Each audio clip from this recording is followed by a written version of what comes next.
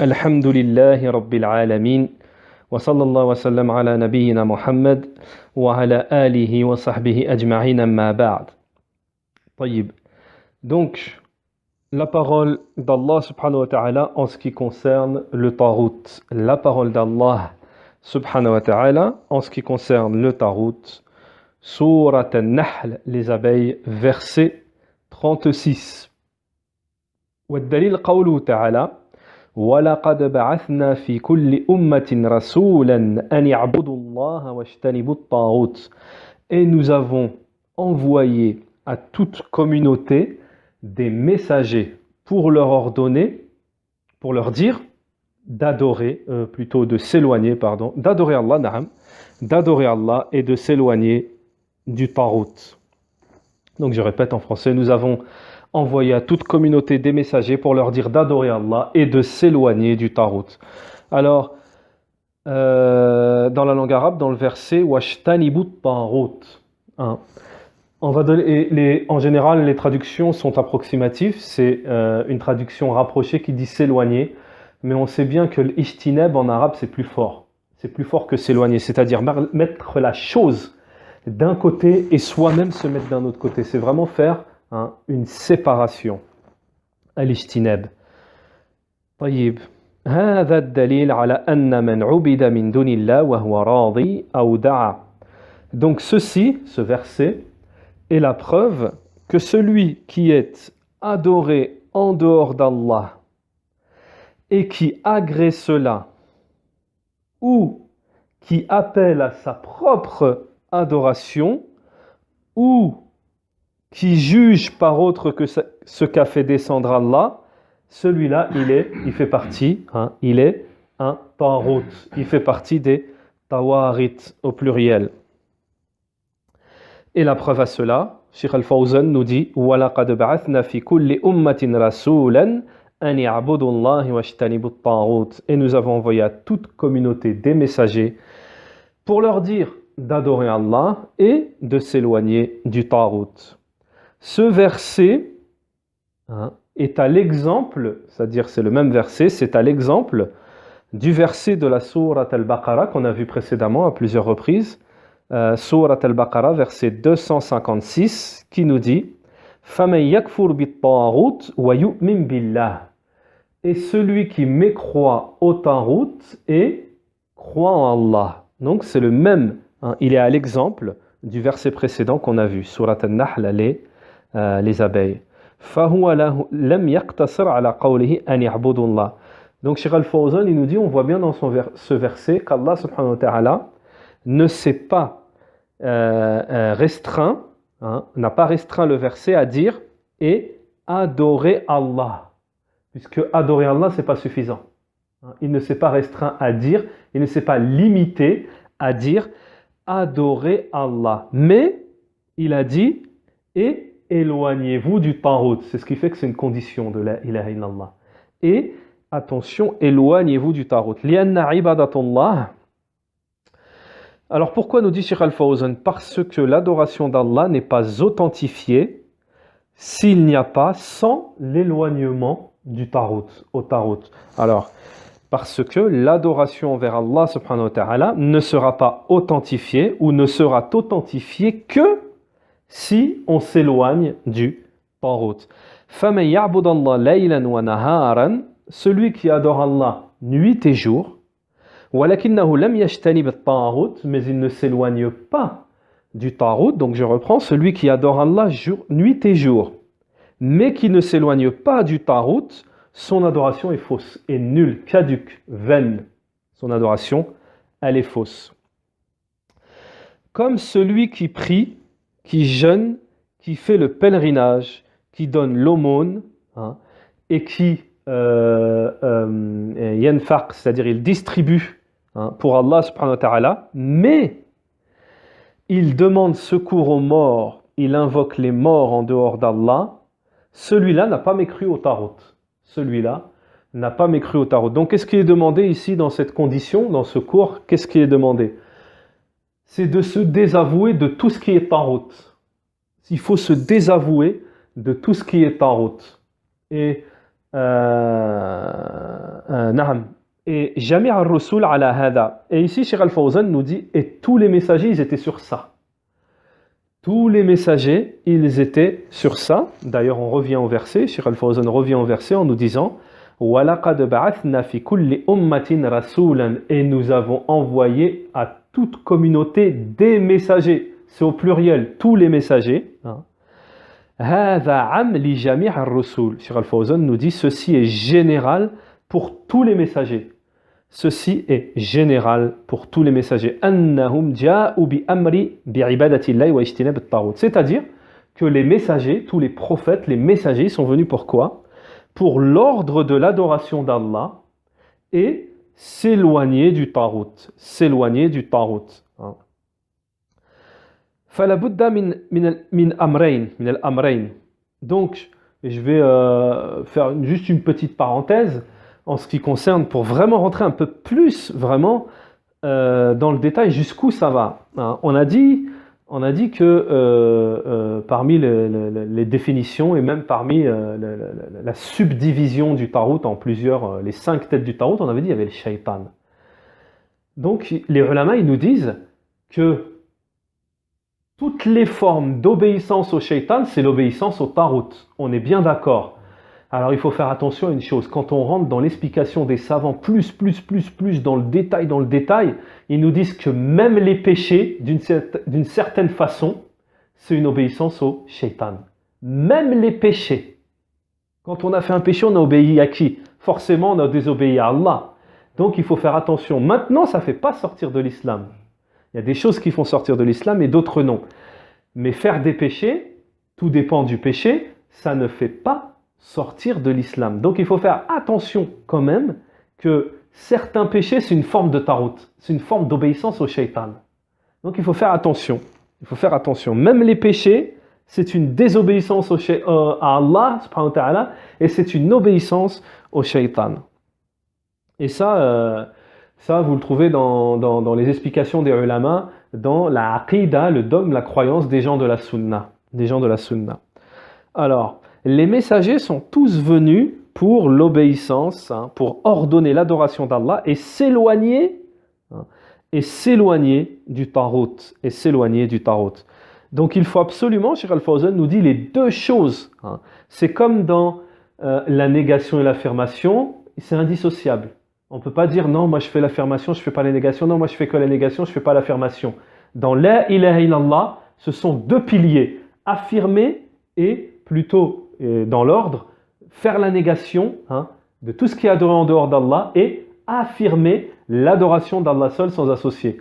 Donc il y a deux piliers, c'est comme là ici, il y a deux choses. Si elles ne sont pas réunies, elles ne sont pas ensemble, c'est pas accepté. Et d'ailleurs, c'est ce que va nous expliquer Cheikh Al-Fawzan ici. Il nous dit, ceci est le sens de la ilaha illallah. An ya'budullah, le fait d'adorer Allah, c'est l'affirmation, c'est le sens de l'affirmation de la ilaha illallah. Et le fait de s'éloigner du tarout, on a déjà expliqué que s'éloigner c'est un terme faible en français, c'est plus fort en arabe, mais c'est approximatif. Et le fait de s'éloigner du tarout, c'est le sens de la négation dans la ilaha illallah, c'est-à-dire la ilaha. Donc, lorsqu'on dit وَلَقَدْ بَعَثْنَا فِي كُلِّ أُمَّةٍ أَنْ يَعْبُدُوا اللَّهَ, qu'ils adorent Allah et qu'ils s'éloignent du tarout, il y a le sens de la ilaha illallah dans ce verset. هذا معنى واجتنبوا الطاغوت. Alors, فأما صفة الكفر بالطاغوت فهو أن تعتقد بطلا عبادة الله غير الله. Donc, les caractéristiques de la mécréance au tarout, le fait de mécroire au tarout, c'est quoi? C'est d'avoir la croyance que toute adoration en dehors d'Allah, c'est faux. Elle est fausse. Et donc, et on doit la délaisser, l'adoration à autre qu'Allah, on doit la délaisser, on doit la détester, et on doit mécroire à ses apôtres, et on doit haïr cela. Ça va jusque là. C'est ça la concrétisation de la ilaha illallah. طيب. وهذا معنى اجتنبوا الطاغوت. Donc ça c'est le sens de s'éloigner du tarout. Il faut absolument avoir cette chose, il nous dit Cheikh Al-Fawzan, hein, c'est de connaître premièrement qu'est-ce que le Tarout. Alors, première étape, c'est de connaître, hein, de maîtriser d'abord, parce qu'avant de s'éloigner de quelque chose et de détester, haïr quelque chose, il faut d'abord savoir qu'est-ce que cette chose. On est bien d'accord. Donc la première chose, c'est que tu dois connaître qu'est-ce que le Tarout. La deuxième chose, c'est quoi? C'est de t'en éloigner. Hein. Mais c'est vraiment plus que s'éloigner, c'est vraiment mettre une barrière entre toi et cette chose. وَلَا يَكْفِي أَنَّكَ تَجْتَنِبَ. Et le cheikh nous dit, il n'est pas suffisant que tu t'en éloignes. Il n'est pas suffisant que tu t'éloignes du Tarout. بَلْ لَبُدَّ أَن تُعَادِ أَهْلَ وَتُبْغِضُهُمْ. Donc il dit, mais il faudra absolument que tu aies de l'inimité, que tu aies une sorte de haine, hein, on va expliquer en détail plus tard ça, que tu aies une sorte de haine et que tu détestes les apôtres du Tarout. On ne peut pas aimer les sorciers, on ne peut pas aimer les devins, on ne peut pas aimer les magiciens, on ne peut pas aimer tout ce qui est le shaitan, hein, le Tarout, etc., etc. On ne peut pas aimer ceux qui jettent, hein, les lois d'Allah subhanahu wa ta'ala, le Coran et la Sunna, ceux qui jugent pas avec ça, etc. Tout ce qui est shaitan, le kufr, la mécréance. Et là, on voit le Tarout, là, on l'a, si tu préfères, le Tarout, là, on l'a survolé. Mais quand on va rentrer par la suite dans des chapitres spécifiques, on va prendre tel Tarout et on va parler 1 heure, 2 heures, on va le décortiquer, là, ça va venir tout seul qu'on ne peut pas les aimer. On va donner un exemple. On a cité parmi les têtes du Tarout, on a cité les sorciers, les devins, hein, on a parlé de ça. Il faut savoir que ces gens-là, ils travaillent avec Shaitan. Déjà, on ne peut pas les aimer, première chose. Deuxième chose, pour travailler avec le Shaitan, c'est pas gratuit, c'est pas comme ça. Les shayatines, les diables, ils ont des conditions pour que tu travailles avec eux. Ils ont un carnet, comme on dit, ils ont un cahier des charges pour travailler avec eux. D'accord, on va travailler ensemble, tu vas prendre le Coran, tu vas rentrer aux toilettes avec le Coran. Tu vas uriner, des trucs, tu vas uriner sur le Coran, tu vas l'écrire à l'envers avec du sang de la femme des hird. Tu vas, etc., etc. Tu vas le jeter par terre, tu vas marcher dessus. Tu vas faire du shirk, tu vas égorger pour Sidi, etc.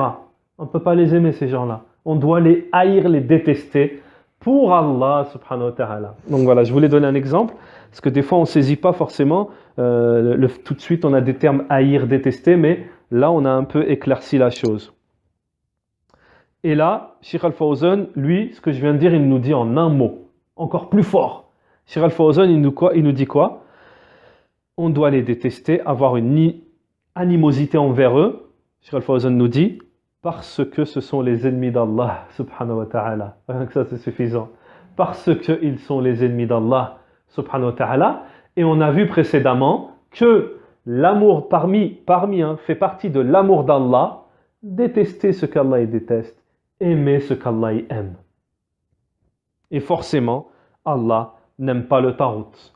Wallah subhanahu wa ta'ala nous dit dans le Coran, Ya ayyuhalladhina amanu la tattakhidhu aduwwi wa aduwwakum awliya. Surat al-Mumtahana, donc c'est la sourate 60, verset 1. Regardez ce que nous dit Allah. Ô vous qui avez cru, ne prenez pas mon ennemi et votre ennemi comme alliés. C'est Allah subhanahu wa ta'ala qui nous parle. Donc, Cheikh Al-Fawzan, il nous dit, il faut absolument concrétiser, il faut absolument avoir ces choses-là. Il faut absolument avoir ces choses-là. À savoir, entre parenthèses, que si quelqu'un ne concrétise pas ça, son la ilaha illallah, il est bancal. Il est bancal. On ne peut pas dire, les ulama ils disent, ton la ilaha illallah, il n'est pas accepté. Si par exemple, tu dis la ilaha illallah, moi j'adore Allah, mais ne me dites pas de parler sur les mushrikines. Ils font ce qu'ils ont à faire, moi je m'occupe de moi, ça n'existe pas. Je veux dire, dans le vrai la ilaha illallah, ça n'existe pas, mais il y a des gens, ils disent ça. Donc ça, c'est une entorse à tout ce qu'on vient d'expliquer là. Cette condition qui est le fait de mécroire au Tarout. Alors, Shir al-Fawzan ensuite nous dit, la première chose, c'est que tu saches qu'est-ce que le Tarut. Puisque Shir al-Fawzan nous dit, lorsque tu ne connais pas une chose, il ne se peut pas que tu t'en éloignes. Si tu ne connais pas une chose, tu ne peux pas t'en éloigner. Kayfa tajtanib shay'an majhoulan. Comment vas-tu t'éloigner de quelque chose qui pour toi est inconnu, Alors Shir al-Fawzan, entre parenthèses, il a mis à la fin de cette phrase un point d'interrogation et un point d'exclamation. Ce qui veut dire que c'est une phrase interrogative, mais en même temps dans le sens pour faire réagir, une sorte de blâme. Deuxième chose, lorsque tu auras pris connaissance du Tarut, tu connaîtras le Tarut, il sera plus facile pour toi de t'en éloigner, de t'en écarter. Et troisième chose, nous dit Shaykh al-Fawzan, إِذَا اجْتَنَبْتَهُ فَلَا بُدَّ أَن تُعَادِ. Et la troisième chose, c'est à partir du moment où tu t'en seras écarté, éloigné, là, tu devras les détester, le Tarut. Tu vas t'en éloigner, tu vas comprendre c'est quoi le Tarut, te dire je m'éloigne et tout. Et à ce moment-là, tu devras détester. Tu devras détester tous ceux qui suivent le Tarut. Et cela, Shir al-Fawzan nous dit, c'est pour Allah subhanahu wa ta'ala. Cela pour Allah subhanahu wa ta'ala. Ensuite, wa amma ma'na al-iman billah. Donc ensuite, Shir al-Fawzan nous dit, tandis que la foi en Allah subhanahu wa ta'ala. Donc là, on a expliqué le verset qui nous dit s'éloigner du Tarut et croire en Allah. Maintenant, il va nous expliquer, on a expliqué s'éloigner du Tarut.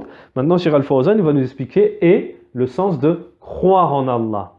C'est comme si on avait expliqué la ilaha et maintenant on va expliquer illallah.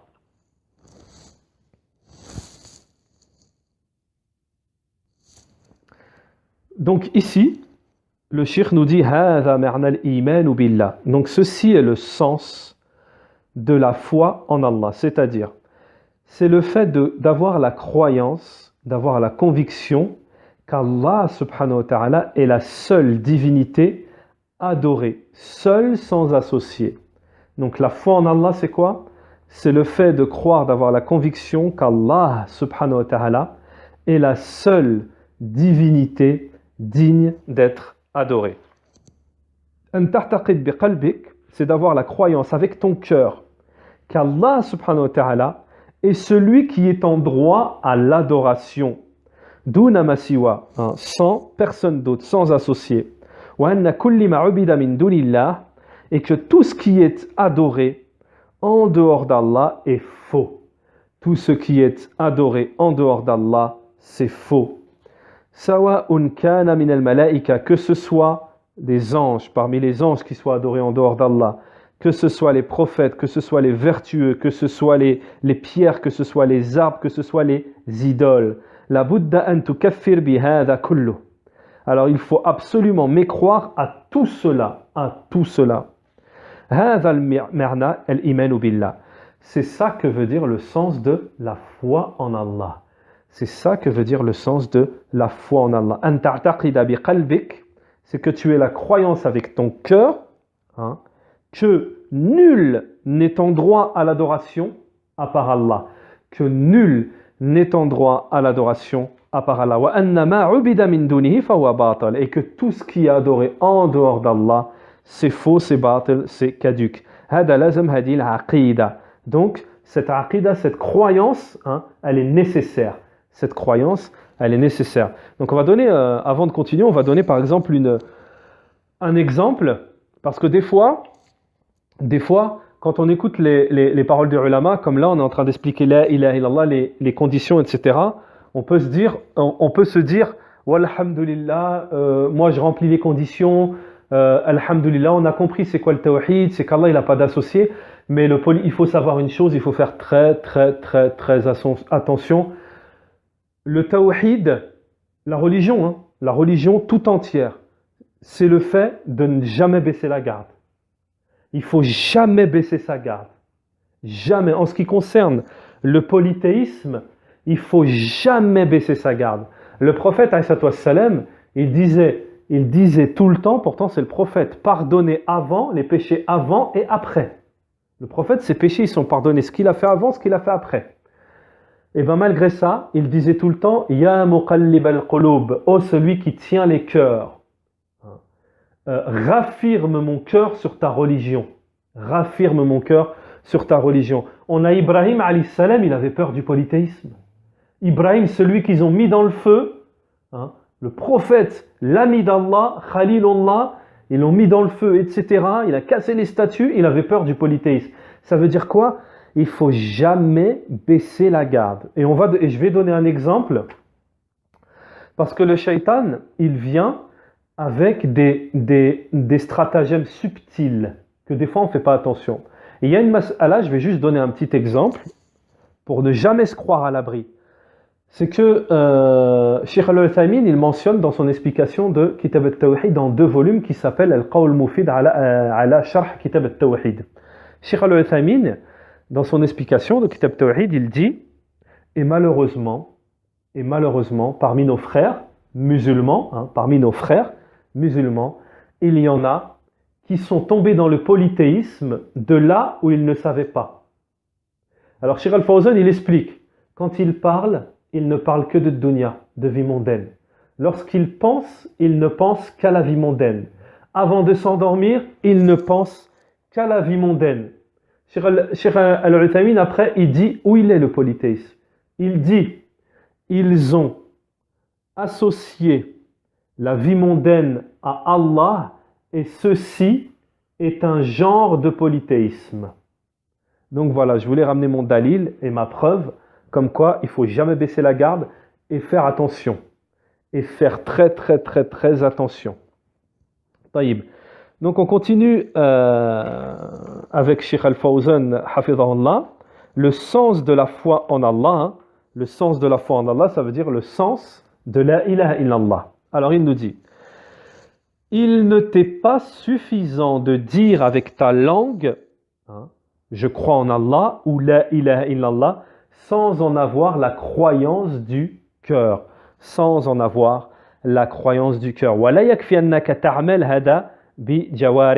Alors, il dit, Cheikh, il n'est pas même suffisant que tu œuvres avec tes membres.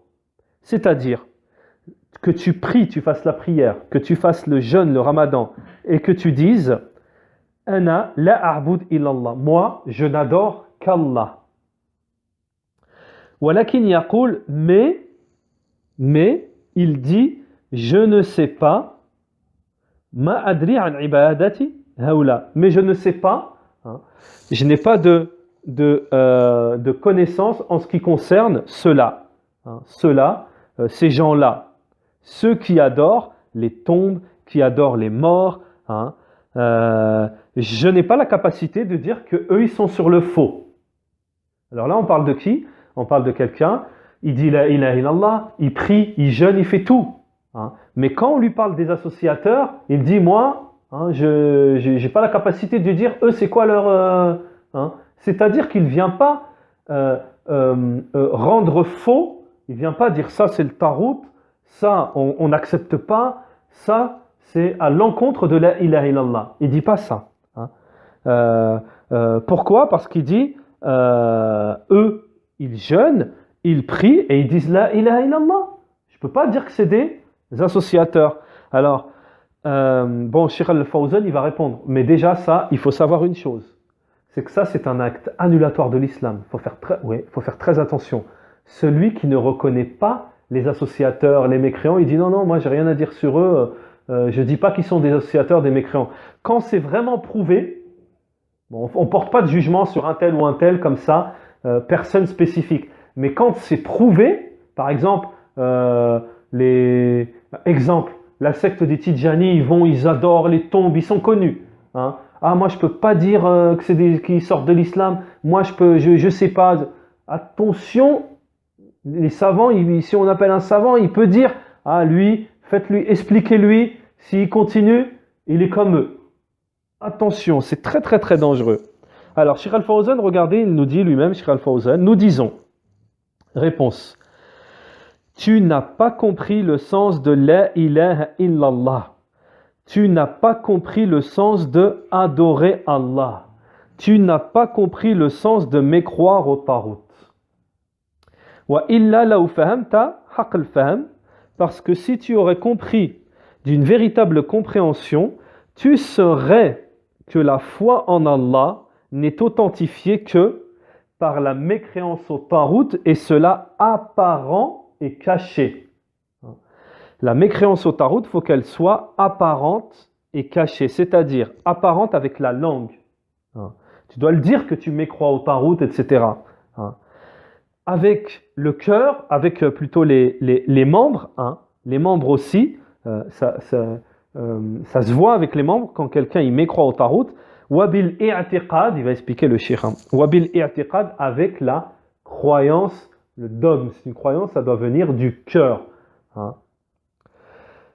Donc ceci, wa tukhrij jami' anwa' al-ibada. Donc là on a expliqué quelque chose de très important, c'est quoi? C'est que fait partie du fait de mécroire au Tarout, de se désavouer du Tarout. Il faut s'en désavouer avec la langue, avec les membres et avec le cœur. Et si vous voulez, on peut donner un exemple, l'exemple de Ibrahim alayhi salam. L'exemple de Ibrahim. Ibrahim, dans son cœur, il détestait tout ça. Il l'a dit avec sa langue. Innani bari'un. Je me désavoue, il a dit à son père et à son peuple. Je me désavoue de ce que vous adorez. Et après, qu'est-ce qu'il a dit? Il a dit l'inimitié et la haine entre vous et moi. L'inimitié et la haine entre vous et moi. Taïb. Donc, c'est très important. Ceci est très, très important. Donc, une parenthèse.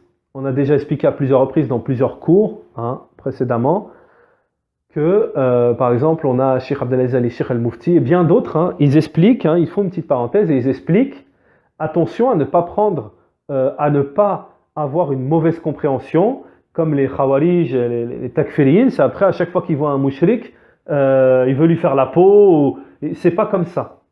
C'est pas comme ça. Il y a la da'wa. Ça veut dire quoi? Ça veut dire que dans ton cœur, tu peux pas aimer ce qu'ils font.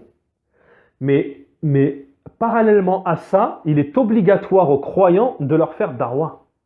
De montrer que c'est toi qui as le haqq. Tant que ce ne sont pas des ennemis, tant que ce ne sont pas des mécréants dans le sens ennemi. Tant que ce ne sont pas des mécréants dans le sens ennemi. C'est-à-dire que ce sont des mécréants, des athées, ils ne connaissent pas, ils cherchent à comprendre. Cela, on leur fait de da'wa. Ou même nos propres parents qui ne sont pas musulmans. Vous êtes des tarouts, c'est la guerre. C'est pas comme ça l'islam. Alors, il faut faire attention, il y a beaucoup de gens qui comprennent à l'envers. Pas à l'envers, mais qui comprennent d'une autre compréhension. On a des gens, ils rentrent dans le din, leurs parents, eux, ils se convertissent, leurs parents, ils ne sont pas convertis. Et quand ils expliquent à leurs parents, non, c'est la guerre à la maison. L'islam, c'est pas comme ça. Tu dois prendre ton temps. Tu fais de darwa à tes parents, ils sont mécréants mais ils ont un droit. Ils sont mécréants mais ils ont un droit sur nous. Ils ont un droit. Donc, ce que je viens d'expliquer, je vais l'expliquer en une phrase comme le disent les ulama. Cheikh Abdelaziz al-Sheikh, il dit Al-wala'i wal-bara la yunafi husn al-khulq. Cheikh Abdelaziz, il nous dit le fait d'aimer et détester pour Allah n'empêche pas le bon comportement. Le fait d'aimer et détester pour Allah n'empêche pas, ne vient pas à l'encontre, ne fait pas la négation de l'excellence dans le comportement. Ton voisin, c'est un associateur. Ton voisin, c'est un mécréant. D'accord. Dans ton cœur, c'est obligation. Tu dois détester ce qu'il fait. Tu dois le détester pour ce qu'il est. Mais est-ce que ça empêche que tu as un bon comportement, etc. Et peut-être que le juif qui était le voisin du prophète, lorsqu'il a vu le comportement du prophète, qu'il l'a visité lorsqu'il était malade, etc. Et Allahu a'lam, de ce que j'ai entendu dans une version, il s'est converti après. Pourtant, Allah Ta'ala, qu'est-ce qu'il nous dit dans le Coran? Il nous dit أَشَدُّ عَدَوَةَ لِلْمُؤْمِنِينَ الْيَهُودِ وَالَّذِينَ أَشْرَكُوا. Ceux qui ont le plus d'animosité envers les croyants, c'est les juifs et les associateurs. C'est les juifs et les associateurs. Et pourtant, ça n'a pas empêché, ça n'empêche pas de faire la darwa, d'avoir un bon comportement et de ne pas tomber sur tout le monde à tout va et de dire tarot, tarot, tarot, tarot, tarot. Taïb. Et pour citer un exemple, les Khawarij, Takfiriyin, ils prennent certains gouverneurs de certains pays musulmans et ils disent lui c'est un tarot, lui c'est un tarot, lui c'est un tarot. Alors il y a d'autres savants, les savants de la Sunna, comment ils leur ont répliqué? Comment ils leur ont répliqué? Oui, ils interdisent les lois d'Allah, donc c'est des tarots. Les Khawarij, eh oui, le président algérien c'est un tarot, le président marocain c'est un tarot, le président de la Syrie c'est un tarot, le président de... C'est des exemples, le président de l'Irak c'est un tarot, le président de l'Indonésie c'est un tarot, le président de la Malaisie c'est un tarot, etc. Les Khawarij, les Takfiriyin. Qu'est-ce qu'ils leur répondent les ulama? Mis à part ce que nous on a déjà vu, comme quoi c'est pas dans l'absolu. Mais les ulama de la Sunna, ils leur disent, attendez, ils ont empêché de dire la ilaha illallah. Le premier pays de l'islam, ils vous l'ont empêché. C'est interdit en Algérie, au Maroc, en Tunisie, dans certains pays, les pays musulmans, c'est interdit de dire la ilaha illallah. L'Aden, il est interdit. C'est ça l'islam. Est-ce que tout ça, c'est interdit? Donc tu ne peux pas dire que dans l'absolu, ils ont interdit toutes les lois d'Allah. C'est ça que disent les gens de la Sunna. C'est une des... Bon, ça, c'est tout un... on peut faire pendant une semaine, on fait des cours et on parle que de ça. Là, c'était juste pour éclairer un petit peu, les étudiants, pour dire que ça, c'est une des répliques des gens de la Sunna. Les répliques, ça manque pas. Ça manque pas. Il y a des mujallad et des mujallad, des livres et des livres, des tomes et des tomes. Mais ça, c'est une des répliques. Donc, faire très attention. Alors, Cheikh Al-Fawzan, il dit, toi, tu n'as pas compris la ilaha illallah. Toi, tu n'as pas compris la foi en Allah. Toi, tu n'as pas compris c'est quoi mécroire au tarot. Toi, wa illa, si tu avais compris, vraiment la véritable compréhension, la harafta, tu aurais compris que la foi en Allah n'est authentifiée que par la mécréance au tarot. C'est ça le sens de la foi en Allah subhanahu wa ta'ala. C'est quoi? C'est que tu dois, alors il y a une autre forme ensuite, le fait de vouer. Alors la foi en Allah, elle consiste aussi en quoi? Elle consiste à vouer toutes tes adorations, toutes les formes d'adoration ne doivent être vouées qu'à Allah subhanahu wa ta'ala.